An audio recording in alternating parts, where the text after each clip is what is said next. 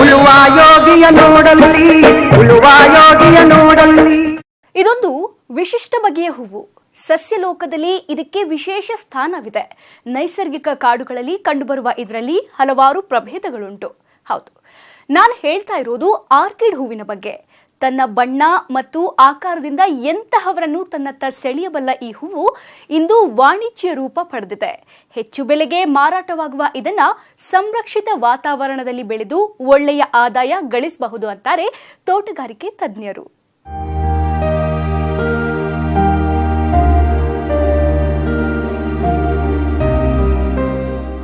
Orchid ಸಸ್ಯಲೋಕದಲ್ಲೇ ಇದಕ್ಕೆ ವಿಶಿಷ್ಟ ಸ್ಥಾನ.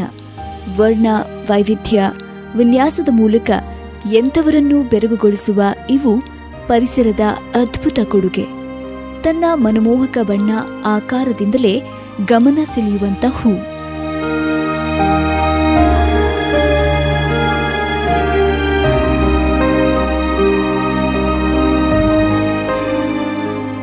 ಆರ್ಕಿಡ್ ಸಸ್ಯಗಳ ವಿಕಾಸ ಮಾರ್ಗದಲ್ಲಿ ಅತ್ಯಂತ ಮುಂದುವರೆದ ಹೂಗಳ ಕುಲವೆಂದು ಗುರುತಿಸಲಾಗಿದ್ದು, ಇವು ವಿವಿಧ ರೂಪದಲ್ಲಿ ಬದುಕುತ್ತವೆ.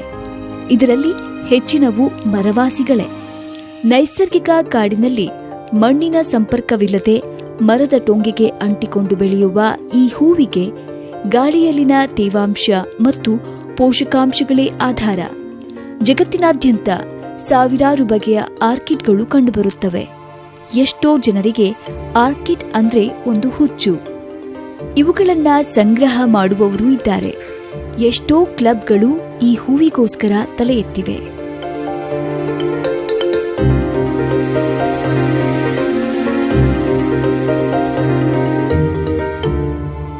ಭಾರತದ ಪೂರ್ವ ಮತ್ತು ಪಶ್ಚಿಮ ಘಟ್ಟ ಪ್ರದೇಶದಲ್ಲಿ ವಿವಿಧ ಬಗೆಯ ಆರ್ಕಿಡ್ಗಳು ಕಂಡುಬಂದರೂ ಮೇಘಾಲಯ ಆರ್ಕಿಡ್ಗಳ ಸ್ವರ್ಗ ಅಂತಾನೆ ಹೇಳಲಾಗುತ್ತೆ.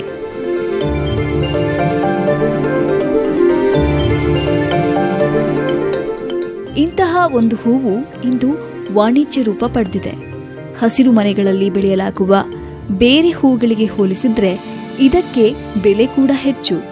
ಮತ್ತು ಇದರ ಇನ್ನೊಂದು ಮುಖ್ಯ ಗುಣ ಅಂದ್ರೆ 16 ದಿನಗಳವರೆಗೆ ಹೂವು ಫ್ರೆಶ್ ಆಗಿರುವುದು. ಇಂತಹ ಒಂದು ವಿಶಿಷ್ಟ ಹೂವಿನ ಬಗ್ಗೆ ಧಾರವಾಡ ಕೃಷಿ ವಿಶ್ವವಿದ್ಯಾಲಯ ಕೂಡ 10 ವರ್ಷಗಳಿಂದ ಸಂಶೋಧನೆ ನಡೆಸ್ತಾ ಬಂದಿದೆ.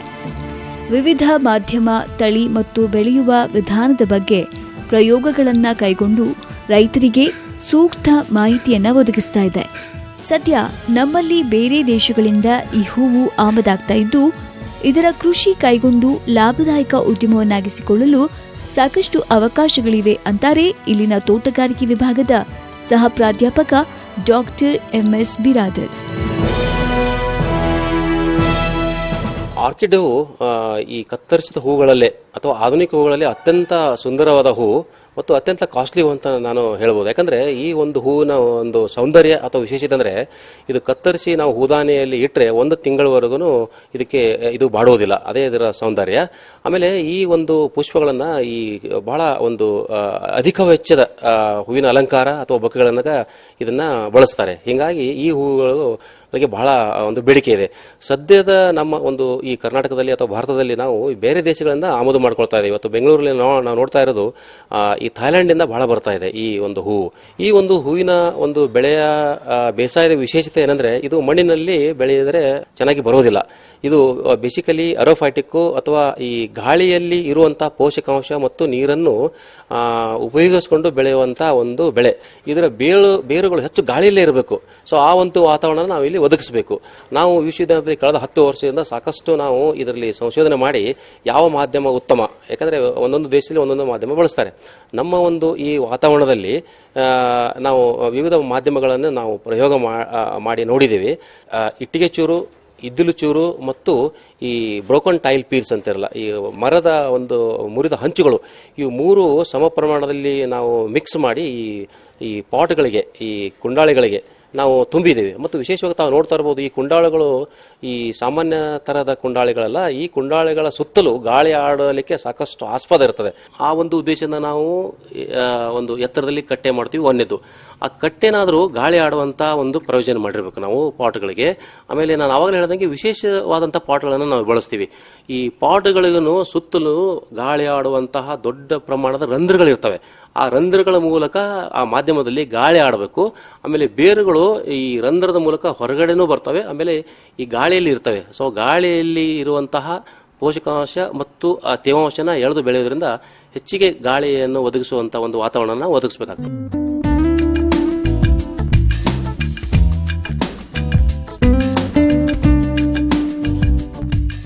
ಇನ್ನು ಆರ್ಕಿಡ್ಗಳಲ್ಲಿ 10 ಸುಧಾರಿತ ತಳಿಗಳು ಉಂಟು. ಕತ್ತರಿಸಿದ ಹೂವುಗಳಿಗಾಗಿ ಡೆಂಡ್ರೋಬಿಯಂ ಅನ್ನೋ ತಳಿ ಹೆಚ್ಚು ಸೂಕ್ತ ಅಂತ ಕಂಡುಬಂದಿದೆ. ಇದು ನೋಡಲು ಆಕರ್ಷಕವಾಗಿದ್ದು ಹೆಚ್ಚು ದಿನಗಳವರೆಗೆ ಬಾಡದೇ ಇರುತ್ತೆ. ಸಾಮಾನ್ಯವಾಗಿ ಸಸಿಗಳನ್ನ ಅಂಗಾಂಶ ಕೃಷಿ ತಂತ್ರಜ್ಞಾನದ ಮೂಲಕ ಉತ್ಪಾದನೆ ಮಾಡಲಾಗ್ತಾ ಇತ್ತು. ರೈತರು ಈ ತಳಿಯನ್ನ ಆಯ್ದುಕೊಂಡು ಬೇಸಾಯ ಮಾಡಬಹುದು ಅಂತಾರೆ ತಜ್ಞರು.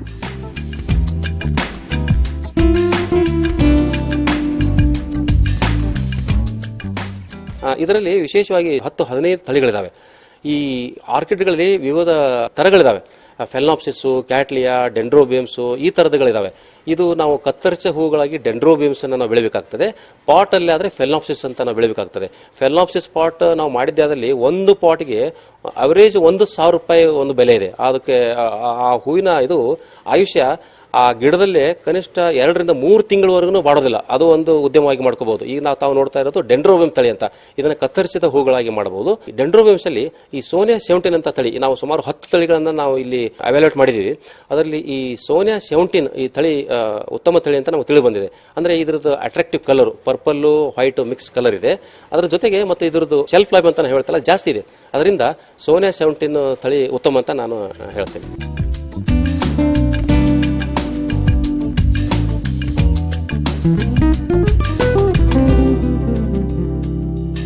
ಹೆಚ್ಚು ಬೆಲೆ ಬಾಳುವ ಆರ್ಕಿಡ್ ಹೂವನ್ನ ಸಂರಕ್ಷಿತ ವಾತಾವರಣದಲ್ಲೇ ಬೆಳಿಬೇಕು. ಅಂದ್ರೆ ಹಸಿರು ಮನೆ ಅಥವಾ ನೆರಳು ಮನೆ ಬೇಕಾಗುತ್ತೆ. ಇದನ್ನ ಬೆಳೆಯೋ ವಿಧಾನ ಕೂಡ ಅಷ್ಟೇ ವಿಶೇಷವಾಗಿದೆ.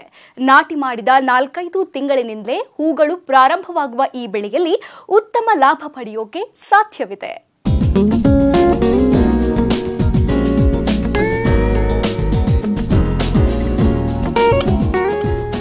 ಆರ್ಕಿಡ್ ಹೂ ನೋಡೋಕೆ ಅತಿ ಸುಂದರ ಮತ್ತು ಕೋಮಲ, ಆದ್ರೆ ಗಿಡ ಮಾತ್ರ ಗಟ್ಟಿ.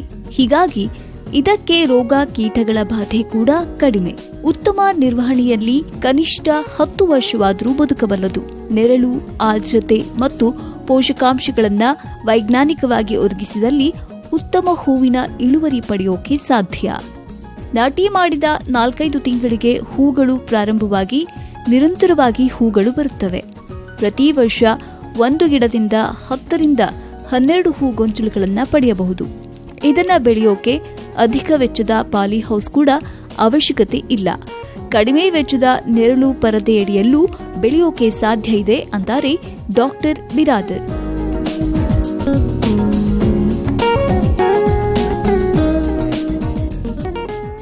ಬೇರೆ ಬೆಳೆಗಳಿಗೆ ಕಂಪೇರ್ ಮಾಡಿದ್ರೆ ರೋಗ ಕೀಟ ರುಜಿನ ಬಹಳ ಕಡಿಮೆ, ಇದರಲ್ಲಿ ಬಹಳ ಒಂದು ಹಾರ್ಡಿ ಕ್ರಾಪ್ ಅಂತ ಹೇಳ್ಬೋದು.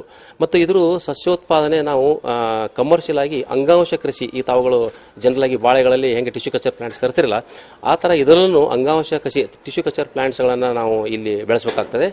ನಾವು ನಾಟಿ ಮಾಡಿದ ಅಥವಾ ಹಾಕಿದ 4 ರಿಂದ 5 ತಿಂಗಳಿಗೆ ಇದು ಹೂ ಕೊಡಲಿಕ್ಕೆ ಶುರು ಮಾಡ್ತದೆ. ಒಂದು ಸರಿ ಶುರು ಆದರೆ ನಿರಂತರವಾಗಿ ಹೂಗಳು ಬರ್ತಾ ಇರ್ತವೆ. ಕನಿಷ್ಠ ವರ್ಷಕ್ಕೆ 10 ರಿಂದ 12 ಈ ತರ ಟೊಂಗೆಗಳು ಬರ್ತವೆ. ಕಂಪ್ಲೀಟ್ ನಾವು ಟೊಂಗೆಗಳಂತ ಗೊಂಚಲ ಅಂತ ಹೇಳ್ತೀವಿ. ಆ ತರ ಗೊಂಚಲಗಳನ್ನು ನಾವು ತೆಗಿಬಹುದು. ಒಂದ್ಸರಿ ಶುರು ಆದರೆ ನಾವು 10-15 ವರ್ಷ ಒಂದು ಬಹುವಾರ್ಷಿಕ ಬೆಳೆ ಅಂತ ನಾವು ಹೇಳ್ಬೋದು. ಸೊ ಹಿಂಗಾಗಿ ಇದ್ರದ್ದು ಮೇಂಟೆನೆನ್ಸ್ ಬಹಳ ಈಸಿ. ಒಂದೇನಪ್ಪ ಅಂದ್ರೆ ವಾತಾವರಣ ಬಹಳ ಮುಖ್ಯ. ಇದಕ್ಕೆ ನೆರಳು ಬೇಕು. ನಾವು ಕಾಡಿನಲ್ಲಿ ತಮಗೆ ಗೊತ್ತಿದ್ದಂಗೆ ನೆರಳು ಇರ್ತದೆ ಜಾಸ್ತಿ, ಆರ್ದ್ರತೆ ಜಾಸ್ತಿ ಇರಬೇಕು, ನೆರಳಿರಬೇಕು, ಆಮೇಲೆ ಬೇರುಗಳು ಗಾಳಿಲಿರಬೇಕು. ಪೋಷಕಾಂಶಗಳನ್ನು ನಾವು ಈ ಸಾಮಾನ್ಯ ಪದ್ಧತಿಯಲ್ಲಿ ಹನಿ ನೀರಾವರಿ ಮೂಲಕ ಕೊಡ್ತೀವಿ. ಆದರೆ ಇಲ್ಲಿ ಹಾಗೆ ಕೊಡಲಿಕ್ಕೆ ಆಗೋದಿಲ್ಲ. ಇಲ್ಲಿ ನಾವು ಮಾಧ್ಯಮ ಬಸಿದು ಹೋಗುವಂಥ ಮಾಧ್ಯಮ ಇರೋದ್ರಿಂದ ನಾವು ಸ್ವಲ್ಪ ಪ್ರಮಾಣದಲ್ಲಿ ಬಹಳ ಕಡಿಮೆ ಅವಧಿಯಲ್ಲಿ ನಾವು ಫರ್ಟಿಗೇಷನ್ ಮಾಡಬೇಕಾಗುತ್ತೆ. ಥ್ರೂ ಜೆಟ್ಸು ಅಥವಾ ಸ್ಪ್ರಿಂಕ್ಲರ್ಸ್ ಮೂಲಕ ನಾವು ಒಂದು 10 ಸೆಕೆಂಡ್ ಮಾತ್ರ ನಾವು ಈ ಪೋಷಕಾಂಶ ಯುಕ್ತ ನೀರನ್ನ ಫರ್ಟಿಗೇಷನ್ ಮಾಡಬೇಕು. ದಿವಸಕ್ಕೆ 2 ಸಲ ಅಥವಾ 3 ಸಲ ಮಾಡಿದ್ರೆ ಇದಕ್ಕೆ ಉತ್ತಮ. ಮತ್ತು ಇದಕ್ಕೆ ಪೋಷಕಾಂಶಗಳು ಹೇಗಪ್ಪ ಅಂದರೆ ಇದಕ್ಕೆ ಹೆಚ್ಚಿನ ಪ್ರಮಾಣದಲ್ಲಿ ಫಾಸ್ಫರಸ್ ಬೇಕು. ಈ ನೀರಲ್ಲಿ ಕರಗುವಂಥ ಗೊಬ್ಬರ 12-61-0 ಅಂತ ಬರ್ತದೆ. ಅದು 1 ಲೀಟರ್ಗೆ 10 ಗ್ರಾಮು, 19-19-19 1 ಲೀಟರ್ಗೆ 10 ಗ್ರಾಮು ಹಾಕಿ ನಾವು ದಿವಸ ಮಾಡಿದ್ರೆ ತುಂಬ ಉತ್ತಮ. ಈಗ ನಾವು ಬೆಳೀತಾ ಇರೋದು ಈಗ ಒಂದು ಅಧಿಕ ವೆಚ್ಚದ ಒಂದು ಹಸಿರು ಮನೆಯಲ್ಲಿ ಬೆಳೀತಾ ಇದ್ದೀವಿ. ಇದು ನಾವು ಯೂನಿವರ್ಸಿಟಿಯಲ್ಲಿ ಎಲ್ಲ ಥರ ಇರಬೇಕು ಅಂತ ನಾವು ತೋರಿಸಿದ್ದೀವಿ ಫ್ಯಾನ್ ಆ್ಯಂಡ್ ಪ್ಯಾಡ್ ಸಿಸ್ಟಮ್ ಪಾಲಿಹೌಸಲ್ಲಿ. ಇದನ್ನು ಇನ್ನೂ ಖರ್ಚು ಕಡಿಮೆ ಮಾಡಿನೂ ಬೆಳೀಲಿಕ್ಕೆ ಶಕ್ಯ ಇದೆ. ಅದನ್ನು ನಾವು 75% ಕಪ್ಪು ಬಣ್ಣದ ನೆರಳು ಪರದೆ ಅಡಿಯಲ್ಲಿ ಮಿಸ್ಟಿಂಗ್ ಪದ್ಧತಿ ಮಾಡಿದ್ದೆ ಅದರಲ್ಲಿ ಖರ್ಚು ಕಡಿಮೆ ಆಗ್ತದೆ. ಬೆಂಚ್ ಸಿಸ್ಟಮ್ ಮಾಡಿದ್ದೀವಿ. ಇಷ್ಟೊಂದು ಖರ್ಚು ಮಾಡೋ ಅವಶ್ಯಕತೆ ಇಲ್ಲ. ಕೆಲವೊಬ್ಬರು ಈಗಾಗಲೇ ರೈತರು ಏನು ಮಾಡಿದ್ದಾರೆ, 4 ಅಡಿ ಎತ್ತರದಲ್ಲಿ ಕಂಬಗಳನ್ನು ಹಾಕಿ ಒಂದು ಜಾಳಿಗೆಯಲ್ಲಿ ನಾನು ಮಾಧ್ಯಮ ಹೇಳಿದೆ, ಈ ಮಾಧ್ಯಮದಲ್ಲಿ ಇನ್ನೊಂದು ಮಾಧ್ಯಮದಲ್ಲಿ ನಾವು ಬೆಳಿಬೋದು. ಈ ತೆಂಗಿನಕಾಯಿ ಸಿಪ್ಪೆಯನ್ನು ನಾವು ತುಣುಕುಗಳನ್ನು ಮಾಡಿ 1 ಅಡಿ ಅಷ್ಟು ಎತ್ತರಕ್ಕೆ ಹಾಕಿ ಸಸಿಗಳನ್ನು ಹಾಕಿ ಆ ಒಂದು ಪದ್ಧತಿಯಲ್ಲಿನೂ ನಾವು ಒಂದು ಕಡಿಮೆ ವೆಚ್ಚದಲ್ಲಿ ಬೇಸಾಯ ಇದು ಮಾಡಲಿಕ್ಕೂ ಸಾಧ್ಯತೆಗಳಿದೆ. ಇನ್ನು ಖರ್ಚು ವೆಚ್ಚ, ಇದನ್ನ ಪಾಲಿಹೌಸ್ಗಳಲ್ಲಿ ಬೆಳೆಯೋದಾದ್ರೆ ಹೆಚ್ಚು ಬಂಡವಾಳ ಬೇಕಾಗುತ್ತೆ. ಪ್ರಸ್ತುತ ಕೃಷಿ ಭಾಗ್ಯ ಯೋಜನೆಯಡಿ ಪಾಲಿಹೌಸ್ ನಿರ್ಮಾಣಕ್ಕೆ ಸಬ್ಸಿಡಿ ದೊರೀತಾ ಇದ್ದು ರೈತರು ಅದರ ಪ್ರಯೋಜನ ಪಡೆದುಕೊಳ್ಳಬಹುದು. ಖರ್ಚು ಹೆಚ್ಚಾಗುತ್ತೆ ಅನ್ನುವವರು ಕಪ್ಪು ಶೇಡ್ ನೆಟ್ ಅಡಿಯಲ್ಲಿ ಇದರ ಕೃಷಿ ಮಾಡಬಹುದು. ಆದ್ರೆ ಇಲ್ಲಿ ಇಳುವರಿಯಲ್ಲಿ ಸ್ವಲ್ಪ ವ್ಯತ್ಯಾಸವಾಗಬಹುದು ಅಷ್ಟೇ. ಆಮೇಲೆ ಹೂವಿನ ಬೆಲೆ ವರ್ಷ ಪೂರ್ತಿ ಒಂದೇ ಇರುವುದಿಲ್ಲ. ಪ್ರತಿ ಹೂವಿನ ಕಡ್ಡಿ 10 ರಿಂದ 30 ರೂಪಾಯಿಯವರೆಗೆ ಮಾರಾಟ ಆಗುತ್ತೆ. ಸಾಮಾನ್ಯವಾಗಿ 5 ಗುಂಟೆಯಲ್ಲಿ 5,000 ಗಿಡಗಳು ಇರೋದ್ರಿಂದ ಪ್ರತಿದಿನ 50 ಹೂಗಳು ಮಾರಾಟಕ್ಕೆ ಸಿಗುತ್ತವೆ ಅಂತಾರೆ ತಜ್ಞರು. ಈ ನಾನು ಆವಾಗಲೇ ಹೇಳ್ದಂಗೆ ಇದನ್ನ ನಾವು ಅಂಗಾಂಶ ಕಸಿ ಸಸಿಗಳಿಂದ ನಾವು ಬೆಳೆಸಬೇಕಾಗ್ತದೆ. ಒಂದು ಅಂಗಾಂಶ ಕಸಿಯ ಒಂದು ಅಂದಾಜು ಖರ್ಚು ಒಂದು 50 ರೂಪಾಯಿಗೆ ಒಂದು ಸಸಿ ಬರ್ತದೆ. ಸಾಮಾನ್ಯವಾಗಿ ನಮ್ಮ ರೈತರು ಒಂದು 5 ಗುಂಟೆ ಅಥವಾ 500 ಸ್ಕ್ವೇರ್ ಮೀಟರ್ ಮಾಡೋದು ಉತ್ತಮ. ತುಂಬಾ ಕಡಿಮೆ ಮಾಡಿದ್ರೆ ಅದು ಸ್ವಲ್ಪ ಲಾಭದಾಯಕ ಆಗೋದಿಲ್ಲ. 5 ಗುಂಟೆ ಮಾಡಿದ್ದೇ ಆದಲ್ಲಿ 5,000 ಗಿಡಗಳನ್ನು ಹಾಕಬಹುದು. 5,000 ಗಿಡಗಳನ್ನು ಹಾಕಬಹುದು. ಒಂದು ಗಿಡದಿಂದ ವರ್ಷಕ್ಕೆ 10 ಹೂಗಳನ್ನು ತೆಗಿಬಹುದು. ಸೊ ಕನಿಷ್ಠ ಒಂದು 5 ಗುಂಟೆ ಮಾಡಿದ್ದೇ ಆದಲ್ಲಿ ದಿವಸಕ್ಕೆ ಕನಿಷ್ಠ ಒಂದು 50 ಹೂವಿನ ಗೊಂಚಲುಗಳನ್ನು ತೆಗಿಬಹುದು. ಈ ಸದ್ಯದ ಮಾರುಕಟ್ಟೆ ರೈತರಿಂದ 20 ರಿಂದ 30 ರೂಪಾಯಿಗೆ ಒಂದು ಗೊಂಚಲ ಇದೆ. ಅಂದ್ರೆ ಅದನ್ನು ಹಾರ್ವೆಸ್ಟ್ ಮಾಡುವ ಒಂದು ಪದ್ಧತಿ ಒಂದು ವಿಶೇಷವಾಗಿದೆ. ಈ ಒಂದು ಗೊಂಚಲದಲ್ಲಿ ಒಂದು ಸುಮಾರು 5 ರಿಂದ 6 ಮೊಗ್ಗುಗಳು, ಮೇಲೆ ಮೊಗ್ಗುಗಳು ಓಪನ್ ಆಗಿರಬಾರ್ದು. ಅಂಥವು ನಾವು ವಿಶೇಷವಾದ ಪ್ಯಾಕ್ಗಳಲ್ಲಿ ಮಾಡಿ ಕಳಿಸಬೇಕಾಗ್ತದೆ. 20 ರಿಂದ 30 ರೂಪಾಯಿಗೆ ಒಂದು ಗೊಂಚಲು ಸಿಗ್ತದೆ. 500 ಒಂದು ದಿವಸಕ್ಕೆ ಒಂದು 50 ಒಂದು ಇದು ಮಾಡಿದಲ್ಲಿ 1,000 ದಿವಸಕ್ಕೆ 1,000 ರಿಂದ 2,000 ಒಂದು ಆದಾಯ ತೆಗಿಲಿಕ್ಕೆ ಸಾಧ್ಯತೆ ಇದೆ. ವಿಶೇಷವಾಗಿ ಇದಕ್ಕೆ ಬಹಳ ಮಾರುಕಟ್ಟೆ ಇದೆ. ಇದನ್ನು ನಾನು ಅವಾಗಲೇ ಹೇಳ್ದಂಗೆ ಒಂದು ವಿಶೇಷವಾದ ಅಲಂಕಾರಕ್ಕೆ ಮತ್ತು ಈ ಬೊಕ್ಕೆಗಳನ್ನು ತಯಾರು ಮಾಡಲಿಕ್ಕೆ ಬಳಸ್ತಾ ಇದ್ದಾರೆ ಮಾರ್ಕೆಟಲ್ಲಿ.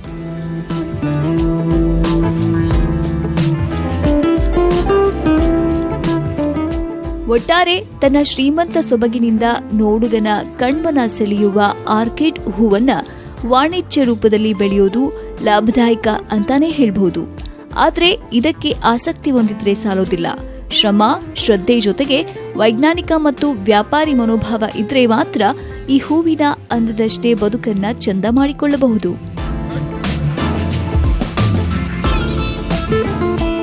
ಸ್ವೀಟ್ ಕಾರ್ನ್ ಇಂದು ನಗರ ಮತ್ತು ಪಟ್ಟಣ ಪ್ರದೇಶಗಳಲ್ಲಿ ಇದಕ್ಕೆ ಹೆಚ್ಚು ಬೇಡಿಕೆ ಇದೆ.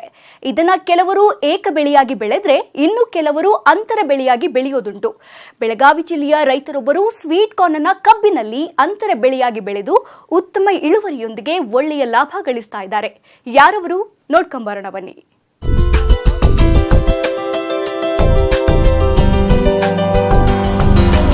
ಇವರು ಬೆಳಗಾವಿ ಜಿಲ್ಲೆ ರಾಯಭಾಗ ತಾಲೂಕು ಕೋಳಿಗುಡ್ಡ ಗ್ರಾಮದ ರುದ್ರಗೌಡ ಪಾಟೀಲ್. ಈ ಭಾಗದ ಪ್ರಗತಿಪರ ರೈತರಲ್ಲಿ ಒಬ್ರು. ದೊಡ್ಡ ಹಿಡುವಳಿದಾರರೂ ಹೌದು. 10 ಬೆಳೆಗಳನ್ನ ಬೆಳೀತಾ ಇರೋ ಇವರು ಸಾವಯವ ಕೃಷಿಗೆ ಹೆಚ್ಚಿನ ಆದ್ಯತೆ ನೀಡಿದ್ದಾರೆ. ಕಳೆದ 4 ವರ್ಷಗಳಿಂದ ಹಂತ ಹಂತವಾಗಿ ರಾಸಾಯನಿಕಗಳಿಗೆ ಗುಡ್ ಬೈ ಹೇಳ್ತಾ ಕೇವಲ ಸಾವಯವ ಗೊಬ್ಬರಗಳನ್ನ ಬಳಕೆ ಮಾಡೋ ಮೂಲಕ ಬೆಳೆಗಳನ್ನ ಬೆಳೀತಾ ಇದ್ದಾರೆ. ಬರೀ ಸಗಣಿ ಮತ್ತು ಗಂಜಲಕ್ಕೋಸ್ಕರವೇ ದೇಸಿ ಹಸು ಮತ್ತು ಎಮ್ಮೆಗಳನ್ನ ಸಾಕಣೆ ಮಾಡ್ತಾ ಇರೋದು ವಿಶೇಷ. ಸುಮಾರು 7 ಕಿಲೋಮೀಟರ್ ದೂರದಲ್ಲಿರೋ ಕೃಷ್ಣಾ ನದಿಯಿಂದ ನೀರಿನ ವ್ಯವಸ್ಥೆ ಮಾಡಿಕೊಂಡಿದ್ದು ನೀರಿನ ಸಂಗ್ರಹಕ್ಕೆ ದೊಡ್ಡದೊಂದು ಕೃಷಿ ಹೊಂಡವನ್ನೇ ನಿರ್ಮಿಸಲಾಗಿದೆ.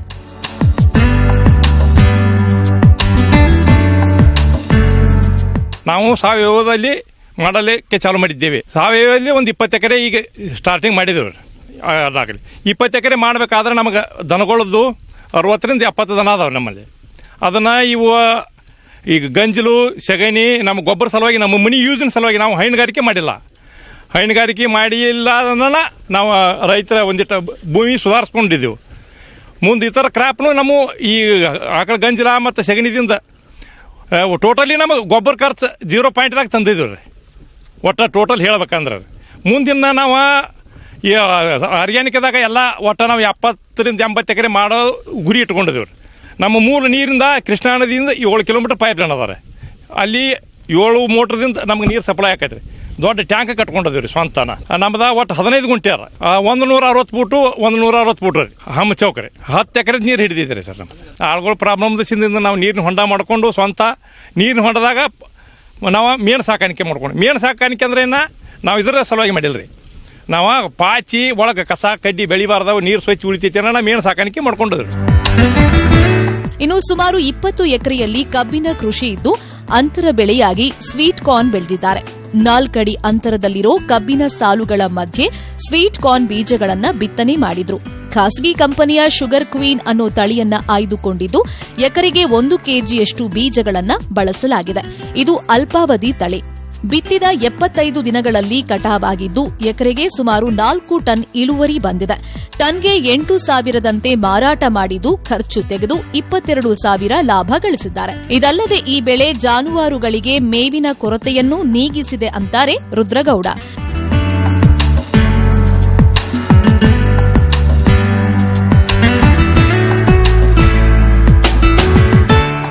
ಸ್ವೀಟ್ ಕಾರ್ನರ್ದಾಗ ರೀ ಈಗ ನಾವು 75 ದಿವಸದಾಗ ಕಬ್ಬಿಗೆ ನವಂಬರ್ ಕೊನೆ ವಾರದಲ್ಲಿ ಲಾವಣಿ ಮಾಡಿದ್ದು. ಆದರೆ 70 ದಿವಸದಾಗ ನಮ್ಮ ಸ್ವೀಟ್ ಕಾರ್ನರ್ 4 ಟನ್ ಇಳುವರಿ ಬರಕತ್ತದ. ಹೊಂಟೈತಿ ಅಂದ್ರೆ 8,000ದಾಗ ಕೊಟ್ಟನು. 8 4 32,000 ರೂಪಾಯಿ. ಅದರಲ್ಲಿ ನಮಗೆ 20,000 ರೂಪಾಯಿ ಇದನ್ನು ಉಳಿತಾಯ ಆಕೈತಿ. 10,000 ರೂಪಾಯಿನ ಏನೋ ಖರ್ಚು ಮಾಡಿ ಕಬ್ಬಿಗೆ ಮಾಡಲಿ ಸ್ವೀಟ್ ಕಾರ್ನರ್ಕ ಮಾಡಲಿ ಅದಕ್ಕೆ ಮಾಡಲಿ ಏಕ ಬಳಿಯಾಗಿ ಅದ್ರಾಗ ನಮಗೆ ಈ ಸ್ವೀಟ್ ಕಾರ್ನರ್ 20,000 ರೂಪಾಯಿ ನಮಗೆ ನೀವು ಲಾಭ ಉಳಿಯಾಕತ್ತೈತೆ ರೀ. ನಾವು ಕಬ್ಬಿಗೆ 18 ತಿಂಗಳು ಕೊಂಡಿರ್ಬೇಕು ರೀ. 15ರಿಂದ 18 ತಿಂಗಳು. ಈಗ ನಾವು ಇದನ್ನ 70 ದಿವಸ ನಾವು ಇದ್ರದ ಅರ್ಧ ನಾವು ದುಡ್ಡು ತಕ್ಕೋತೀವ್ರಿ.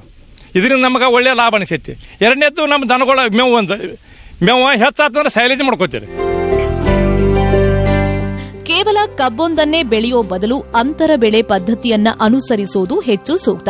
ಇದರಿಂದ ನಡುವೆ ಇರುವ ಖಾಲಿ ಜಾಗವನ್ನ ಸದ್ಬಳಕೆ ಮಾಡಿಕೊಂಡಂತೆ ಆಗತ್ತೆ. ಅಲ್ಲದೆ ಕಬ್ಬಿನ ಬೆಳೆ ಮೇಲಾಗುವ ವೆಚ್ಚವನ್ನ ಕಡಿಮೆ ಮಾಡಿಕೊಳ್ಳಬಹುದು. ಸಾಮಾನ್ಯವಾಗಿ ಹೆಚ್ಚಿನ ರೈತರು ಅಲ್ಪಾವಧಿ ತರಕಾರಿ ಮತ್ತು ಹೂ ಬೆಳೆಗಳನ್ನ ಆಯ್ದುಕೊಳ್ಳೋದನ್ನ ನೋಡ್ತೀವಿ. ಆದರೆ ರುದ್ರಗೌಡ ಪಾಟೀಲ್ ಸ್ವೀಟ್ ಕಾರ್ನ್ ಬೆಳೆದು ಯಶಸ್ವಿಯಾಗಿದ್ದಾರೆ.